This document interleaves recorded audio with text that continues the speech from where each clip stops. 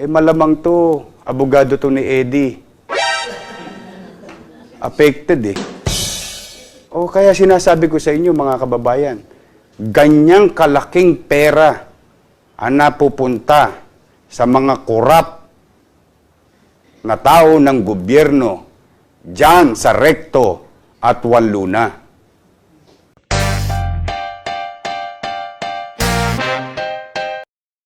Hindi dapat pinayagan yung mga vendor. Yun pa eh, oh. Dahil daw sila, bumubuo. Maganda rin daw ang layunin. Oh!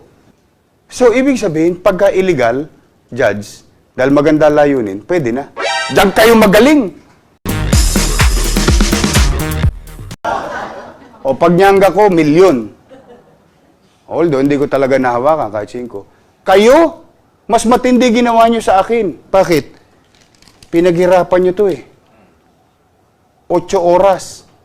Sa Estados Unidos, taga Estados Unidos ka, magbibigay ka ng $500. You know how much $500 sa isang immigrant sa Amerika? Do you have any idea? Akala nyo ba masarap ang buhay ng mga immigrant sa Amerika? Mga OFW? $500? Insurance na nila to. Upa na nila to. Grocery na nila to. $1 lang ang kita. Ang gandang tingnan. Tingnan ninyo. Walang ipon niya mga yan. Ang tanging ipon nila, yung bahay na hinuhulugan nila for 25 years. And yet, imbis na sila may masabi, o sila may mema, may masabi lang, anong ginawa nila? Kumilos. Tumulo. Ito. Kaya nga ako nai-inspire sa inyo eh. Mas pinaghirapan nyo to eh. Yung pagmamodel ko, yun. Nyanyangga lang ako doon. May pay-ups pa yun. Ha? Ready? Totoo. Totoo. But the lives, yung buhay,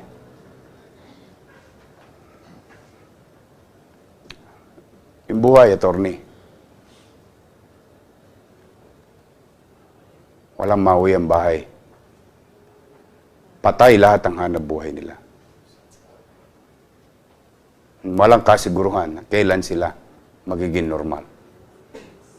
Kaya huwag niyo ipaglalaban ang isang mali. Hindi dapat pinayagan yung mga vendor. Yun pa eh, oh. Dahil daw sila, bumubuo. Maganda rin daw ang layunin. Oh! Maganda layunin. Bakit? Kailan ko ba sinabing masama ang layunin?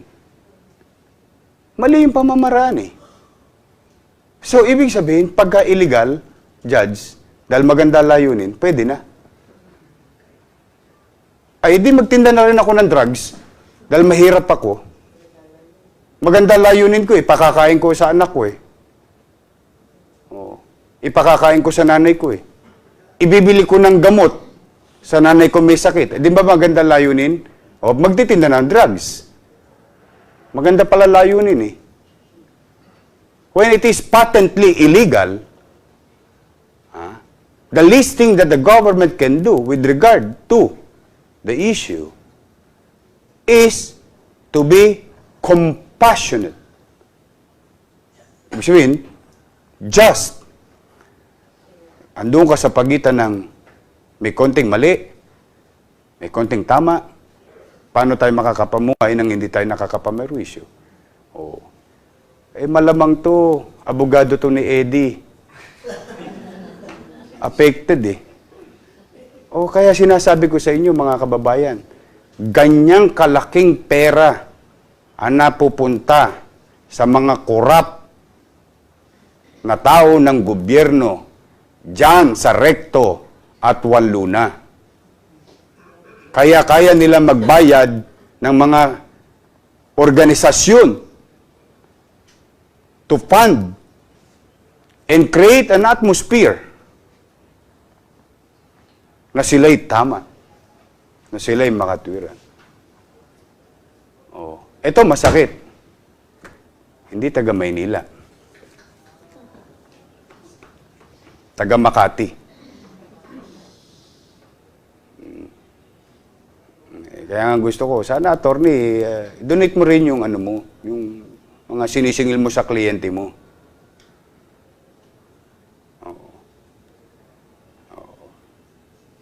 Kayo naman kayo na lang laging tama eh. Ang gobyerno wala nang ginawang tama. Kasi gusto nyo agawin ng gobyerno.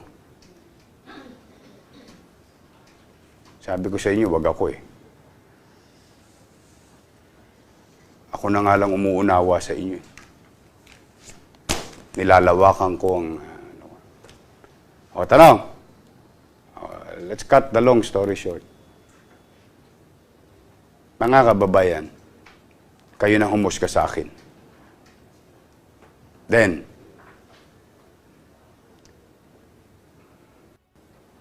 if that is the case, na maraming naaabot yung perang ipinamahagi ng mga pribado sa ginagawa kong pag-endorso para sa kapakinabangan ng pribado at higit sa lahat, on top of everything, kapakinabangan ng mga nalulugmok, biktima ng trahedya, then I will continue to do it. I will not stop. Mamatay ka sa inggit.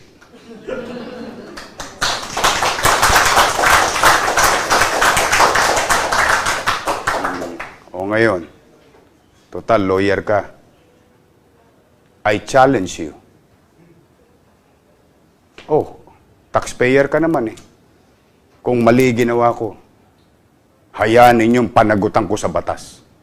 Kung mali ang pagtulong sa taong bayan sa ibang klase at uri at makatwirang pamamaraan na hindi ginagamit ng parabang baliwala na lang ang kaban ng bayan. Pera ng pribado. Itinulong sa tao. Mali. Then, kawawa naman ako. O, kung ako mali, patawarin nyo na ako. Pero kakaharapin ko yan. Kaysa puro kayo dyan, magaling lang kayo magtago sa troll nyo. Diyan lang kayo magaling. Magaling lang kayo pag gusto ninyo yung argumento. Pag hindi bagay sa inyo yung argumento, iba ang dahilan nyo. Huwag kayo makasubok sa Maynila. Welcome kayo rito. Huwag kayong lalabag sa batas. Magaling ka palang abogado, di tumulong ka sa mga mahihirap. Punta ka rin sa Maynila, dami may kaso, kulang ng abogado. Yun ang pagtulong. Ewan ko ba, ano na ituturo sa inyo sa universidad na yan? Hindi ko talaga alam. Nagbabago na tayo. Nanahimik kami rito. May malang kayo eh. Harapin ko na lang yan. Sige, so be it. Face the consequences of my actions. But I will not stop. Ngayon, ako nananawagan. Sa mga produkto. Pumunta na kayo rito. Totoo. Totoo. Dahil meron akong gagawin isa. Hindi ko nasasabihin sa inyo. Kung sino man yung produkto na yon, doon nyo ibibigay. Dahil hindi nyo alam ang pakiramdam ng isang nanay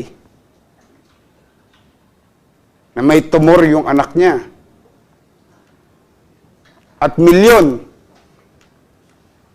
Yung laway nyo, walang bisa.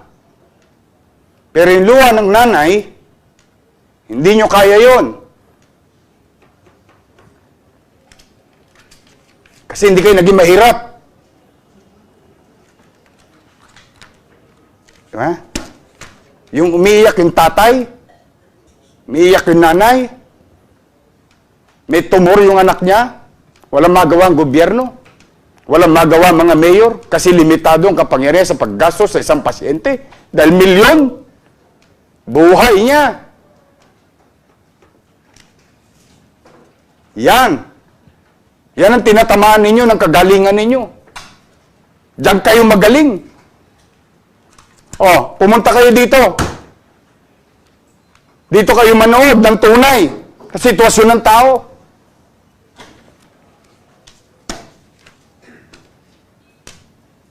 Makita nyo, iyak ng ina.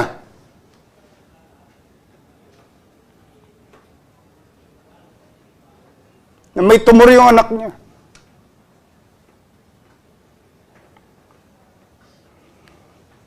Magagaling kayo. Magaling lang kayo dahil nag-aral kayo.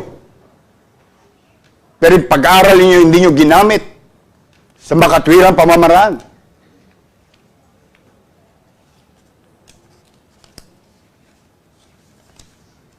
Bakit? Palibasa? Maganda bahay mo?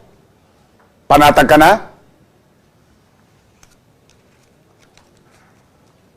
Oh, lahat ng mga produktong gusto magpa-endorso, i-endorso ko kayo. Pang-operahan nyo lang yung bata na yon.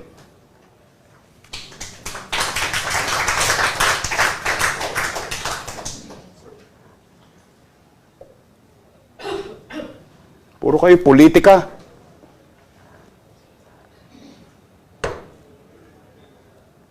Kala ko ba makabayan kayo?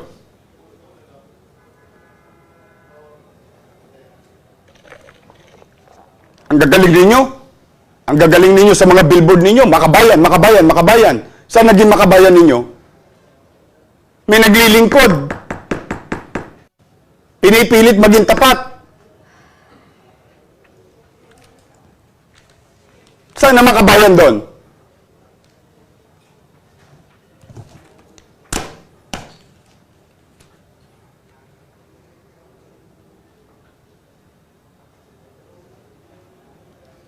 Wag ako. Wag ako.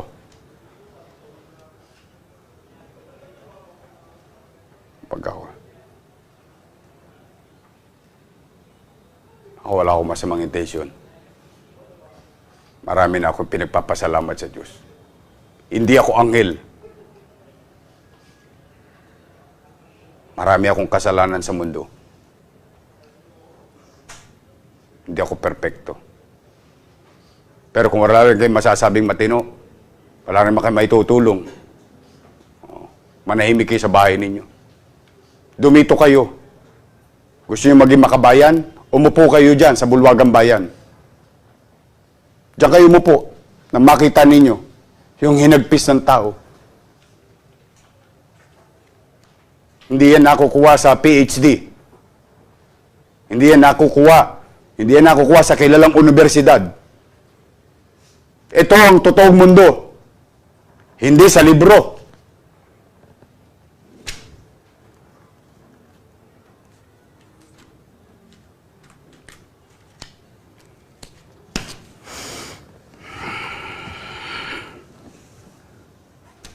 Anyway, pasensya na kayo. I swear to God, I'm sorry. I'm really sorry. I'm really sorry. You're getting to my nerve. Napuyat ako sa inyo, ha? Ayun, kaligayahan nyo, malaman nyo na napuyat ako sa inyo. Nag-aalala ako. Alam nyo bakit? Alam mo masakit na portion doon? Yung mag-isip ka ng kung paano magiging maayos yung mamamayan mo. Paano mo maitawid sila. Di ba?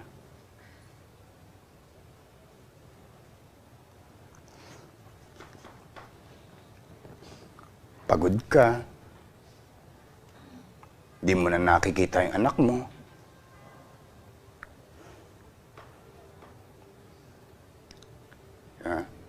Tutulog mo na lang, babiyahe ka pa ulit, para kunin lang yung suspect.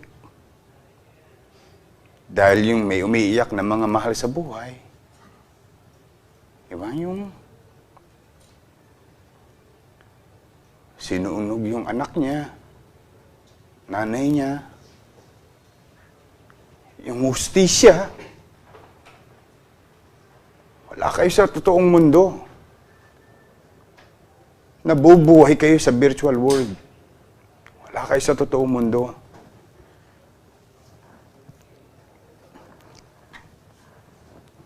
Wala kayo sa totoong mundo. Namumuhay kayo sa bundok. Nilalayo nyo ang sarili nyo sa katotohanan at realidad ng lipunan. Namumuhay kayo sa mga aral, ideolohiya. Ito, totoong mundo. Dito. Yan. Pumunta kayo. Ilang pantao nagdudurusa doon sa ulingan. Ilang tao kakain mamaya, tira ng tao. Ayun. Oh, masaya kayo. Magpalakpakan kayo. Oh. Nakasakit kayo ng damdamin. Ayan. Yan ang hilig nyo. Oh. Binigay ko na gusto nyo. I was advised to not to confront you dahil sisikat daw kayo. But for evil to succeed is for good men to do nothing. Oh, ano ngayon? Nasaktan nyo ang damdamin ko. Oh, masaya na kayo? Ha? Picture pa more.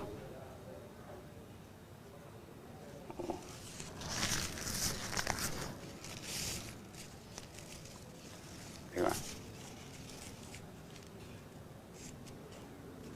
Ayaw nyo pala sa sistema ng gobyerno. Bakit kayo sali na sali sa gobyerno?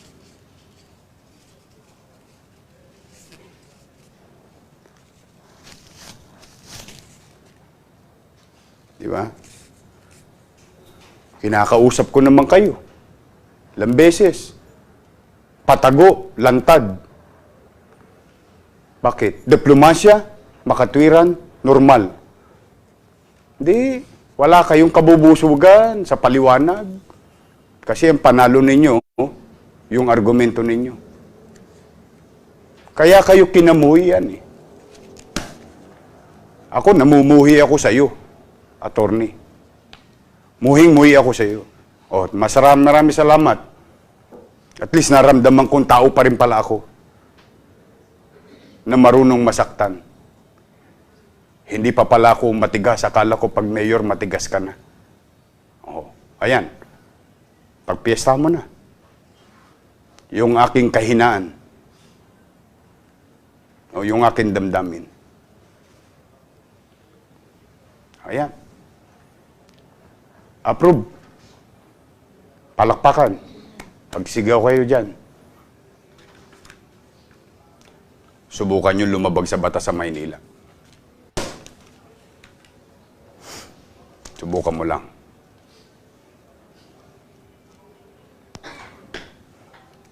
Chief of Staff, wala nang meeting sa mga yan, ha?